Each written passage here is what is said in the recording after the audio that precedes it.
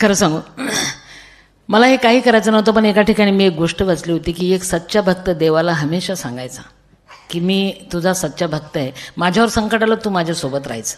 देवाने सांगितलं राहील. असं कसं राहील? अरे तू देव आणि मी भक्त, मला कसं कळणार तू माझ्यासोबत आहे? अरे म्हटलं तुझ्यावर संकट आलं की खूप पाऊस येईल, चिखल झालेला असेल, तू मागं वळून पाहायचं, 4 पावलं उमटताना दिसतील, 2 तुझे 2 माझे. यस. भक्त म्हटला यस. आलं ना त्याच्यावर संकट, पाऊस पडायला लागला, चिखल झाला, त्यांनी मागवळून पाहिलं, 4 पाय उमटत होते. त्याला वाटलं क्या बात आहे, भगवान हमारे साथ है.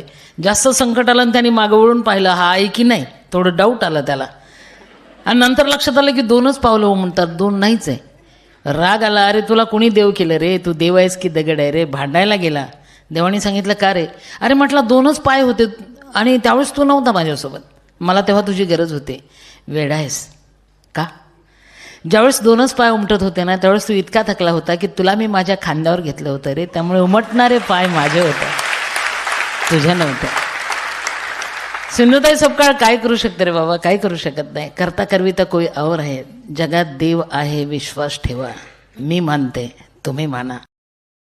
Download ShareChat.